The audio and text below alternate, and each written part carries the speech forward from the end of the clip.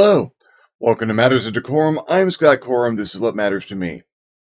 November is going to be a very busy month for me this year.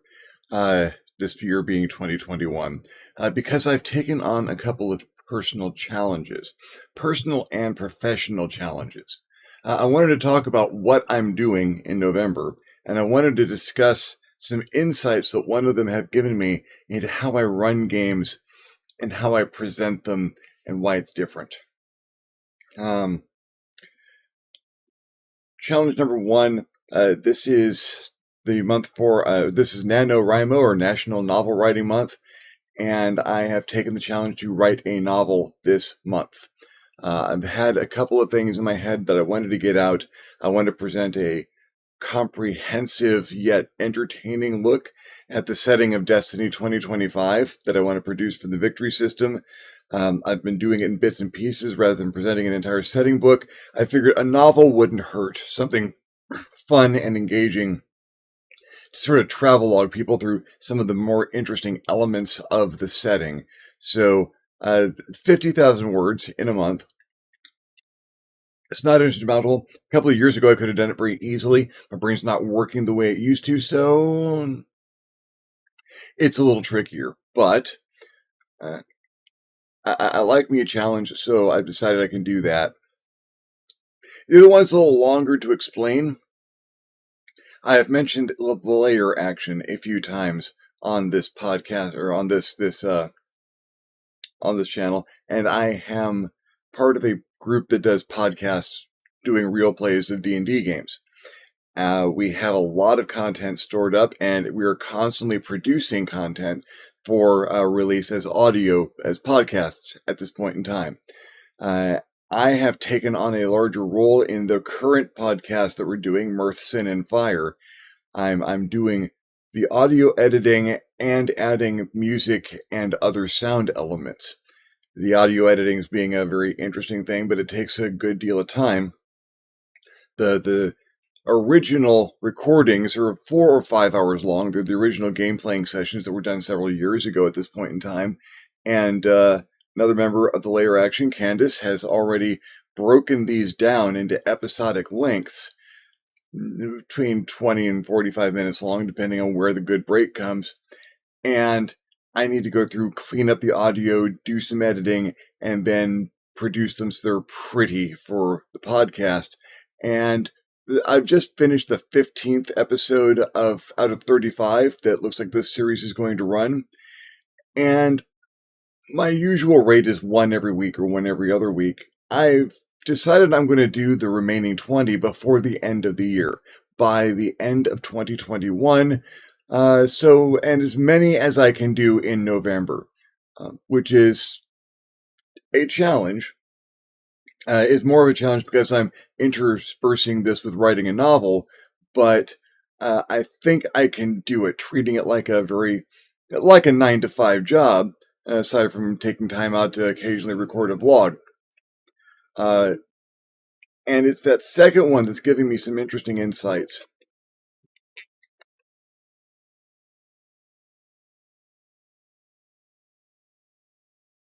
When you are playing a role-playing game, Dungeons and Dragons, as most of these recordings are, there are pauses, silences. There are lots of semantic noises. The I just used as I was collecting my thought, and every so often, using the word like to fill a space where you don't have anything else to say. Both of these things are things that need to probably get removed from a recording in the long run.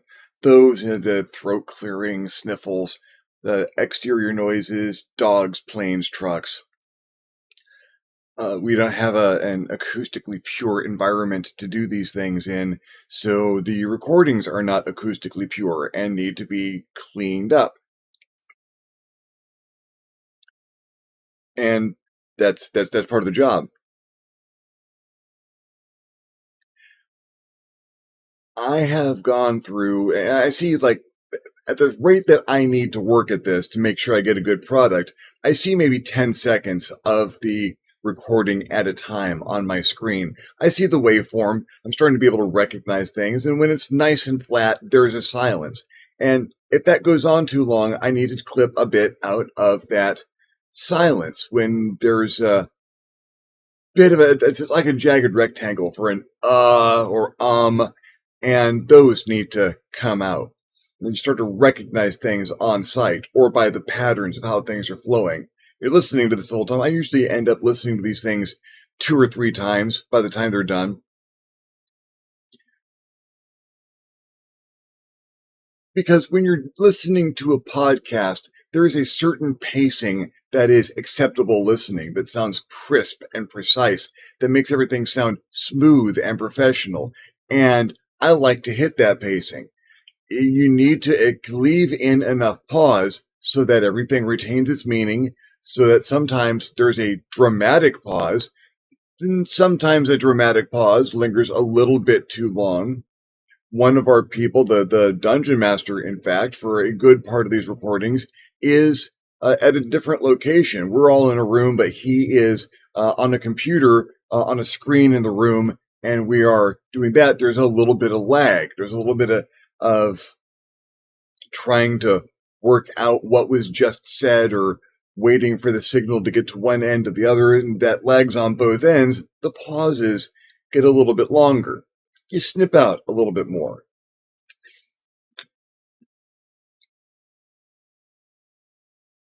And make no mistake, Nick is an excellent dungeon master. I would play a game with him at the drop of a hat. Anyone with layer action, tell you the truth. There is a lot of semantic noise. Because as we are going through these things, especially when you're a dungeon master, you need extra time to think.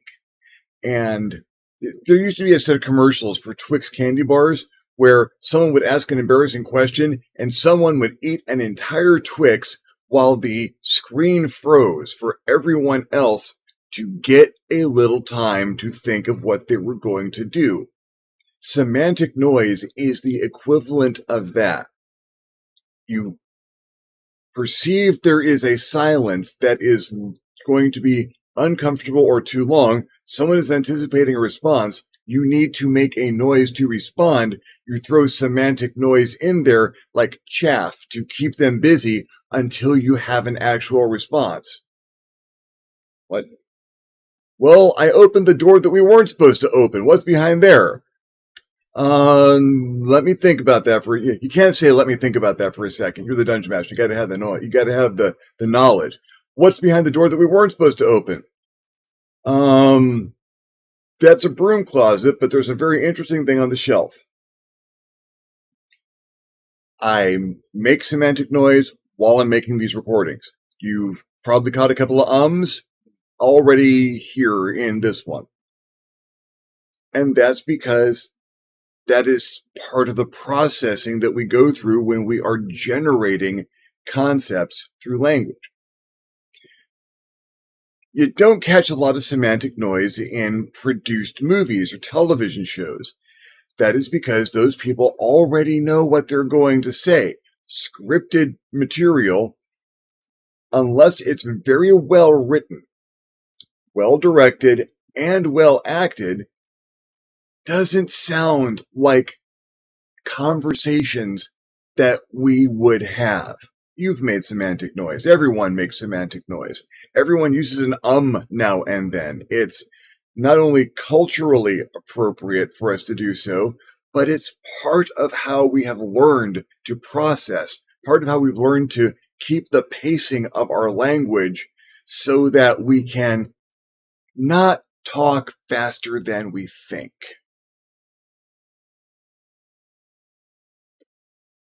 The original Wonderland, Oz, the original Oz novels by L. Frank Baum.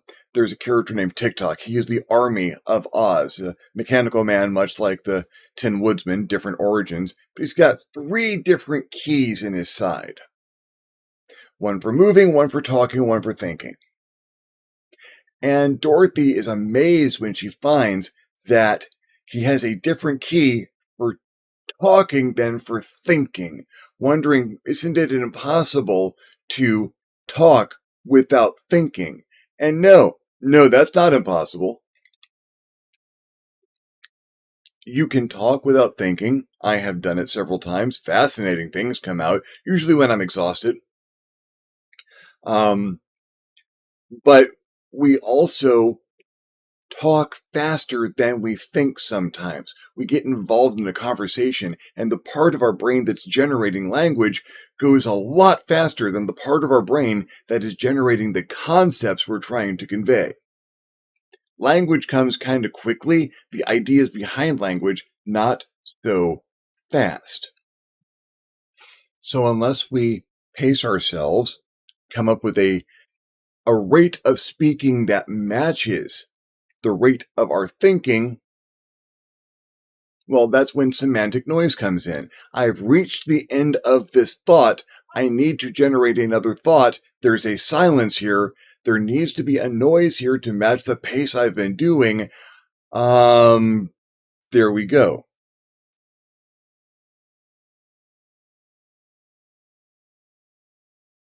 I have come to appreciate the difference between the conversational speech that we use in gaming and the more polished and precise speech that we use in our presentation. Because I am that line now for the Layer Action podcast for Mirth, Sin, and Fire. That's what I'm doing.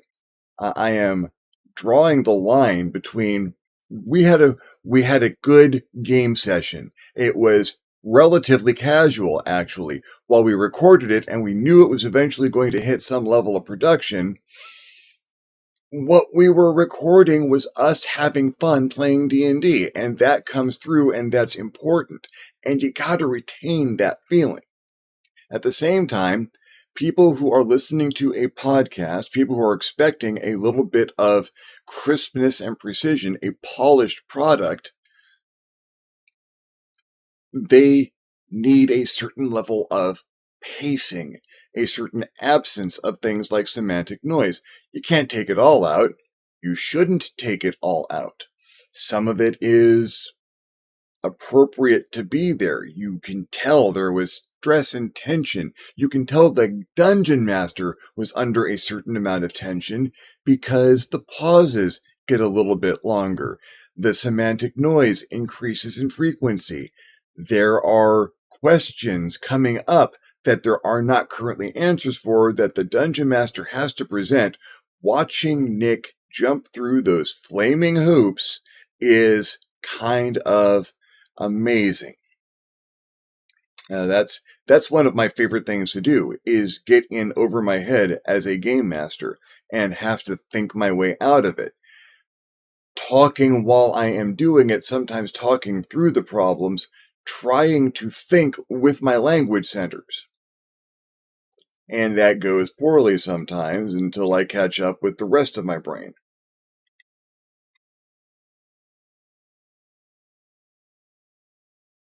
When you watch something on TV, watch a movie, I encourage you to keep an ear out for very long pauses, uh, real breaks in the pacing, ums and ahs, and people making noises instead of speaking, things that don't have much meaning but fill the space with a sound. We want that sound because that sound's the closest thing we can get to pacing at those times.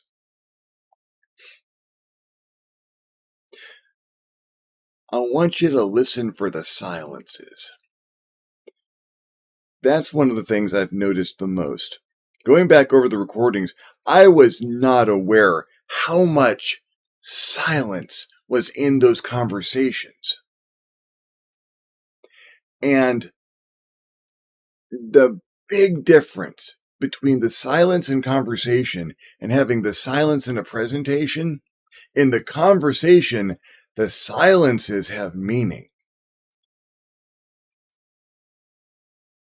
There's things when I am talking to a group of people or even one person that are conveyed without words. Things that we aren't communicating without using spoken language. We're using paralinguistics. Paralinguistics is a fancy word for all of those things around language that still convey meaning. Your body language, how you move, how close you get to someone, if you touch them, if it's appropriate, and where. The tone of your voice, of your language, does also constitute a paralinguistic, but all of these things carry meaning. In those silences, people are looking around the room, seeing who's going to speak next. When a group of people look in one direction, that's what they're expecting. They're anticipating someone to respond. You don't hear that when you're listening to that podcast. You don't see the gestures being made. You don't catch people flipping pages or referencing their dice or trying to work out what their next spell is. That's all in there, but that's all silent. And I'm starting to be able to hear it. And as much as I'm starting to be able to hear it, I also need to cut that out. That is absolutely essential for your role-playing game. There are going to be moments of silence. You don't need to fill every last second with speech. Get your point across, answer questions, ask questions. Make sure that there's a flow of communication, but appreciate those moments of silence. I'm looking at 10 seconds at a time on my screen as I'm doing the editing. There will be entire screens of a flat line of no noise, zero waveform.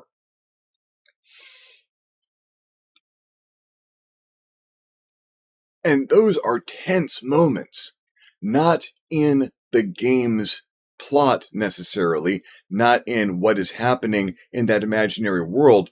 Those are tense moments for the players in that room. Those are tense moments where people are gathering their thoughts and trying to organize who is going to respond next. The number of times we speak over each other is ridiculous, but that's because it's an organic communication process. It doesn't always fall into nice, neat lines. We try to figure out who is going to speak next, who needs to have the next thing to say, whose next statement carries priority, and we screw it up all the time because we're not telepathic. We're trying to be in the silences. Looking around, seeing who's got stuff. Has anyone got an eyebrow raised, or does their body language suggest that they're about to come forward with something? There's a lot of processing in that silence. And I hadn't known how much. I had not had any idea how much of that raw silence occurred in a gaming session. I am very aware of it now. I'm going to remain aware of it as I go forward. It's something I will have to edit out later if I am doing something like that, if I am in the process of editing. We're going to video production. If we're on schedule, sometime next summer. And you'll start seeing our material a couple of years down the line on YouTube, which should be just absolutely fantastic. We've got a lot stored up, and what we need to start deciding is how we're going to edit that, what we want that to look like, how it's going to get packaged. And how we're going to edit that's kind of interesting because there are silences. But now, even though we are in remote locations, we're not all in the same room, so we don't have the same interplay of paralinguistics, but some. You can see our body language, you can see our facial expressions, you can see what we are occupying our hands and our time with.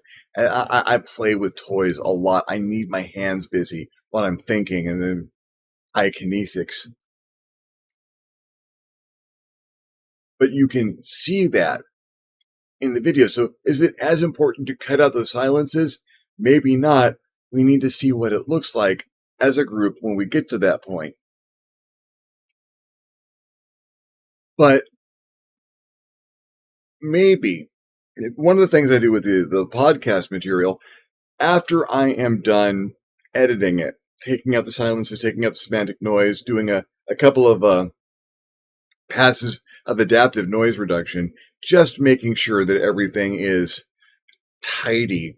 Then I add an intro and throw in a recap and add music in the background.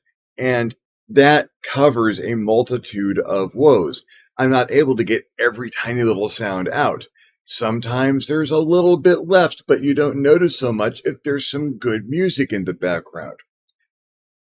Quick side note, for Mirth, Sin, and Fire, I am exclusively using music provided by the Patreon account I have with Arcane Anthems, who produces music for fantasy games for people to use in podcasts and at their games and what have you.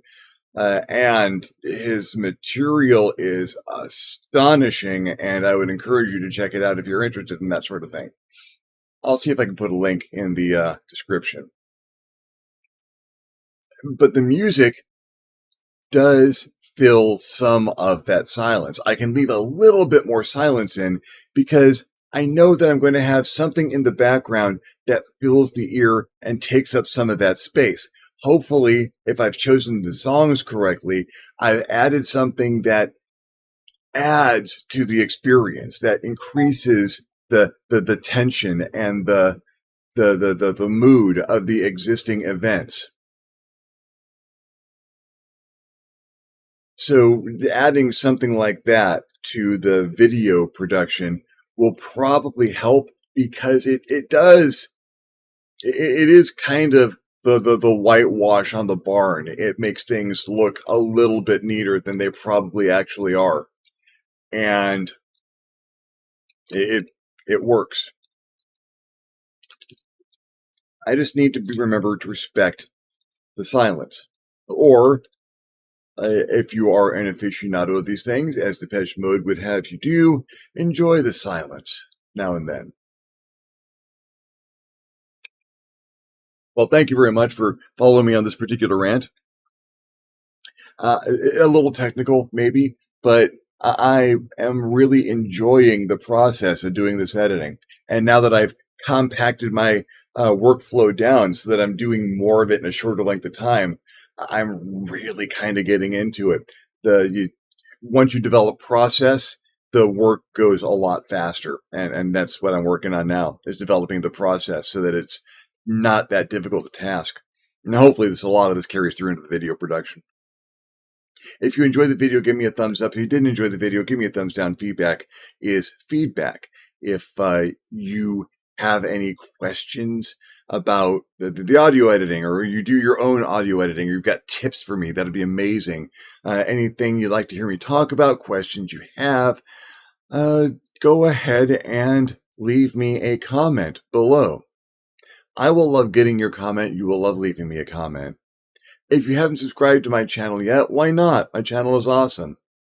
Please hit the subscribe button. If you do, remember to hit the notification bell so that you're notified when my videos become available. If you would like to contribute to the channel in a more substantial manner, I invite you to hit me at my Patreon page, www.patreon.com/ScottCorum, and consider donating. Absolutely anything helps. Allows me to make better videos more often. In the meantime, thank you very much for watching.